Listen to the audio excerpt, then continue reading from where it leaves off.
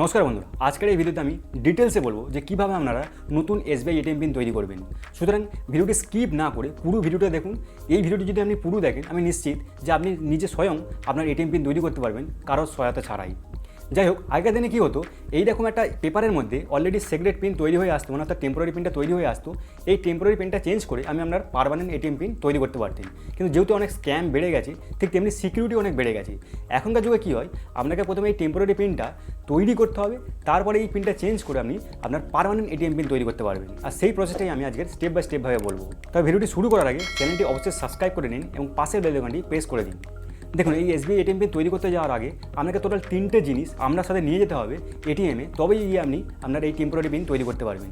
সেগুলো হলো, এক হচ্ছে আপনার ATM কার্ড, যে ATM কার্ডটা আপনার এসছে সেই ATM কার্ডটা নিয়ে যেতে হবে। 2 হচ্ছে ব্যাঙ্ক অ্যাকাউন্ট নাম্বার, যদি আপনার মুখস্থ থাকে তাহলে ঠিক আছে, আর যদি মুখস্থ না থাকে তাহলে আপনাকে আপনার পাসবুকটা নিয়ে যেতে হবে। আর হচ্ছে কি, রেজিস্টার মোবাইলটা আপনাকে নিয়ে যেতে হবে।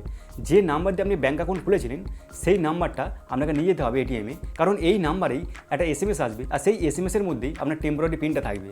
সুতরাং ATM পিন তৈরি করতে যাওয়ার আগে এই 3টে জিনিস অবশ্যই আপনার সঙ্গে নিয়ে যাবেন। তো চলুন এবার প্রসেস দেখে নেওয়া যাক। তো প্রথমে আপনাকে আপনার ATM কার্ডটাকে ইনসার্ট করতে হবে।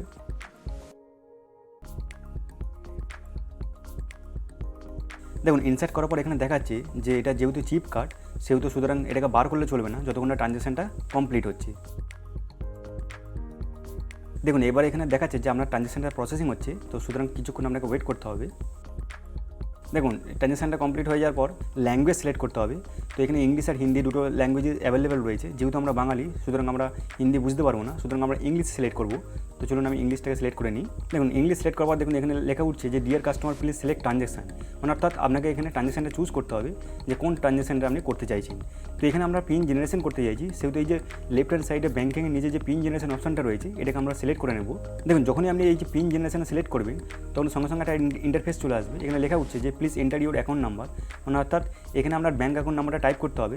ঠিক যেমন আমি আগে বলেছিলাম যে ব্যাঙ্ক অ্যাকাউন্ট নাম্বার দরকার আছে এই পিন জেনারেশন তৈরি করতে গেলে। এখানে আমি একটু ছোটো করে বলে রাখি, দেখুন এই জায়গাতে কী হয়, এই জায়গাতে অনেকের ট্রানজ্যাকশানটা ডেডলাইন হয়ে যায়।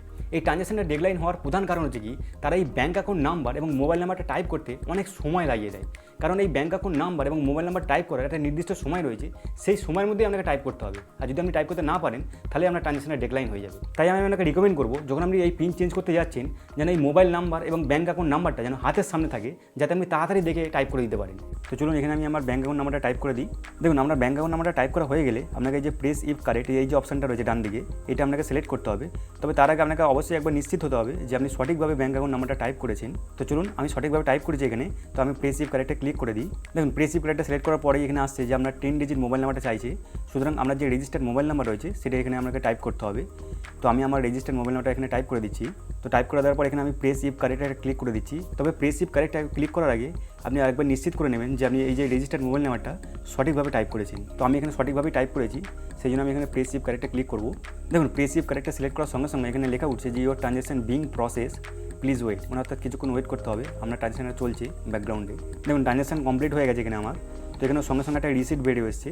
যেমন আমরা দেখতে পাচ্ছেন এই রিসিপ্টে লেখা রয়েছে যে pin generation request taken successfully, মানে অর্থাৎ পিন জেনারেশন যে রিকোয়েস্ট আপনি করেছেন সেটা নিয়ে নেওয়া হয়েছে সফলভাবে। আর shortly you will be receiving SMS with one time pin on your registered mobile number, মানে অর্থাৎ কিছুক্ষণের মধ্যেই আপনি আপনার রেজিস্টার্ড মোবাইল নাম্বারে একটা SMS পাবেন, আর সেই SMS-এর মধ্যে ওয়ান টাইম পিনটা থাকবে। আর এই ওয়ান টাইমের পিনের হচ্ছে ভ্যালিডিটি হচ্ছে 24 ঘন্টা, মানে অর্থাৎ 24 ঘন্টার মধ্যেই এই পিনটাকে চেঞ্জ করে আপনি আপনার পার্মানেন্ট পিন তৈরি করতে হবে। আর যদি না করেন তাহলে আপনাকে আবার ফের নতুন করে এই ATM পিন, এই টেম্পোরারি ATM পিন তৈরি করতে হবে। দেখুন, এখানে লেখা হচ্ছে যে প্লিজ টেক ইউর কার্ড। এবার আপনাকে আপনার কার্ডটা বার করে নিতে হবে এবং আপনাকে ওয়েট করতে হবে যতক্ষণ না এই SMS-টা আসে আপনার রেজিস্টার্ড মোবাইল নাম্বারে। তো মোটামুটি 3 থেকে 5 মিনিটের মধ্যেই এই SMS চলে আসে। দেখুন, আমার ফোনে অলরেডি 3 মিনিটের মধ্যেই SMS চলে এসেছে। তো এই SMS-এর মধ্যে একটা ইম্পর্টেন্ট কথা আমি বলে দিই। দেখবেন যে এই জায়গাটাতে, মানে অর্থাৎ ডেবিট কার্ড এন্ডিং যে লেখাটা রয়েছে, এইখানে যে এটা হচ্ছে আপনার যে ডেবিট কার্ড রয়েছে, মানে অর্থাৎ ATM কার্ড রয়েছে, তার নাম্বার 4টে নাম্বার, এইটাই অনেকে এই ওয়ান টাইম পিন হিসেবে ধরে নেয়, আর যার ফলে তাদের ট্রানজ্যাকশনটা ক্যান্সেল হয়ে যায় অটোমেটিক্যালি। এখানে এই যে পিনটা আসে 4টে ডিজিটে, এটা হচ্ছে নাম্বারে থাকে না, ওয়ার্ডে থাকে, মানে অর্থাৎ কথায় থাকে।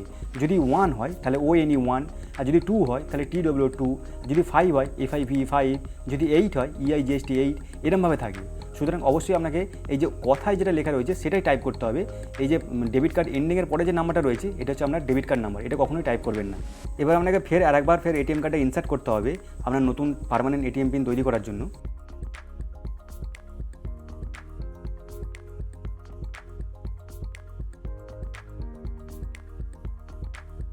এইখানে একটু ছোট্ট করে আপনাকে চেঞ্জ করতে হবে। এখানে এই যে পিন জেনারেশন অপশানে না ক্লিক করে আপনাকে এখানে এই যে ব্যাঙ্কিং যে ওপরে যে অপশানটা রয়েছে এইটাতে ক্লিক করতে হবে, কারণ আপনি অলরেডি পিন জেনারেট করে ফেলেছেন। এবার আপনি পিনটাকে চেঞ্জ করে আপনার পার্মানেন্ট পিন তৈরি করবেন, সেই জন্য আপনাকে এখানে ব্যাঙ্কিংয়ে ক্লিক করতে হবে। দেখুন ব্যাঙ্কিংয়ে ক্লিক করার সঙ্গে সঙ্গেই এখানে টোটাল অনেকগুলো অপশান চলে এসেছে। তার মধ্যে দেখুন রাইট সাইডে একদম যে নিচের যে অপশানটা রয়েছে পিন চেঞ্জ, এইটাতে আপনাকে সিলেক্ট করতে হবে।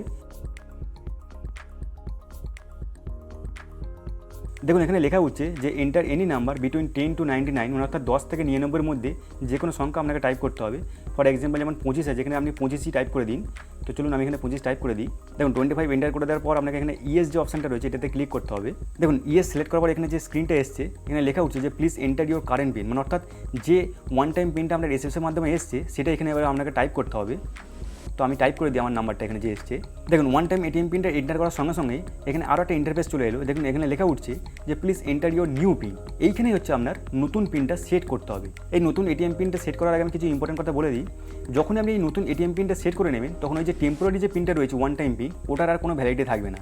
এরপরে আপনি যত ট্রানজাকশানই করবেন তখন আপনাকে এই যে নতুন পিনটা সেট করবেন এইটা দিয়ে ট্রানজাকশানটা করতে হবে। সুতরাং এটাকে অবশ্যই আপনাকে মাথায় মনে রাখতে হবে, বা আপনি কোনো সিক্রেট জায়গায় বা গোপন জায়গায় লিখে রাখতে পারেন। তো চলুন এখানে আমি আমার পছন্দসই 4 ডিজিট এটিএম পিন সেট করে নিই, নতুন এটিএম পিন।